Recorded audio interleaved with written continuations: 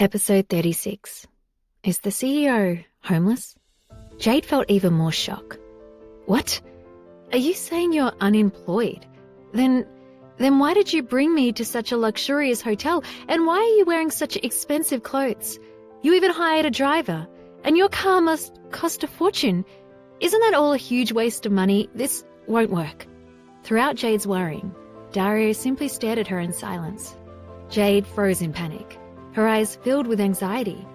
Then what about my grandma's medical bills? I've already told you. Don't worry.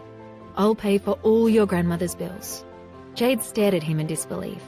It's a total of $300,000, and that's not all. There will be more bills. Won't it be impossible for you to give me so much money, and I don't even know when I can return it to you? You don't have to return it, Dario said indifferently. Jade felt terribly uncomfortable. Ever since she was little, she hated to spend other people's money. She preferred to earn her own, even if she earned only a little. But there was nothing she could do this time. Her grandmother's bills were far too much. I know.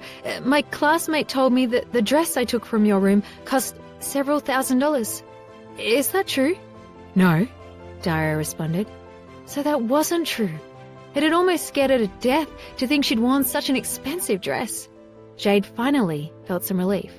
Oh, that's good. Anyway, I got it dirty, so I washed it at the dorm.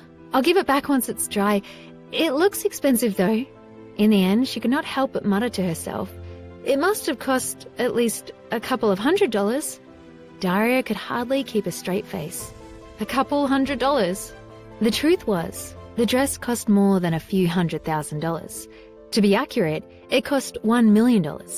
And had she actually washed a $1 million dress herself? Did she not know a dress like that should be dry cleaned?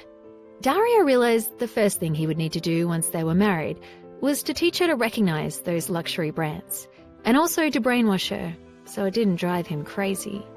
All right, let's not waste any more time. Let's go. Dario let go of her hand. Wait, where are we going now? Don't you want to go to the audition? We're heading to Stonington University, of course.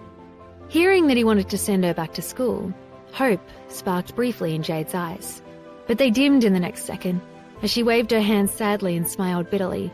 Forget it, there's no need. I won't be chosen. Please, just take me to Augustana Medical Center instead, to see my grandma. She must still be in the nurse's office. I'm worried about how she's doing. Dario came forward and held her hands tightly. Don't worry. I will take care of all your problems. But no buts, I promise. When you return from the audition, your grandmother will also be back in her room. Really? Dario held her hand and led her out of the club. So many people were staring at her as they walked out together. She felt overwhelmed with shyness. She couldn't tell if they were jealous, but for some reason, she didn't want to let go of him. His hand was so big and warm, wrapped around her small hand. It gave her a secure feeling she had never felt before. Lucas and David Swan, who'd been waiting in the car near the door, were dumbfounded to see Dario Foster walking out of the club holding Jade's hand. They were stunned. In the front passenger seat, David wiped the windshield clean, afraid to miss even a moment. I can't believe what I'm seeing, our Mr. Foster being so gentle. Get in. Jade obediently got into the car and immediately noticed that there was someone else inside. She tugged on Dario's sleeve, whispering, Is he your driver too? Why do you hire so many drivers? Although she whispered, David heard her. Stiffly, he turned his head and said in an injured tone, Miss Winslet, I am not his driver. Oh, then, are you a bodyguard? What? A bodyguard? I'm sorry. Did I guess wrong again? Jade ducked her head apologetically, like a child who had made a mistake. He could hardly be angry when she looked like that. But David was deeply wounded by her words. All he could do was turn his head away and keep quiet. He was afraid that next she would ask if he was Dario's secretary. Lucas, who was always so careful, struggled to hold back his laughter at Jade's words. Who would expect this rich young master to be mistaken for a driver? It was one of the best jokes he'd ever heard.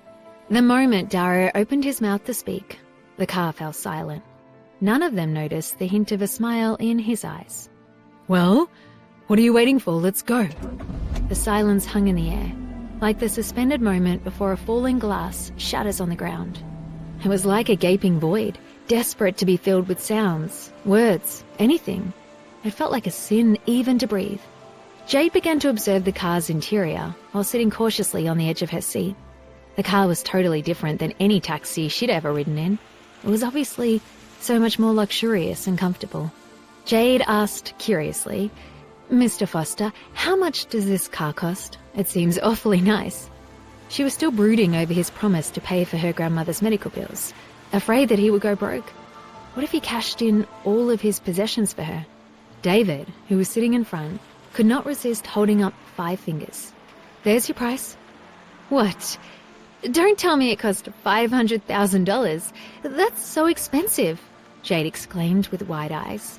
Lucas almost lost control of the car. Daria frowned and said sharply, "If you don't know how to drive, get out." Lucas immediately sat up and focused on his driving. He didn't dare listen to whatever Jade said next, or else he might drive off the road. Miss Winslet, 500,000 isn't enough to buy this car." David almost fainted. Where in the world did Daria find such an innocent child? If any other woman had been sitting in a car like this, she would have been blown away by now. But this Jade, she was actually trying to guess how much it cost. Jade dropped her chin, feeling embarrassed as she tried to comprehend the numbers they were throwing around.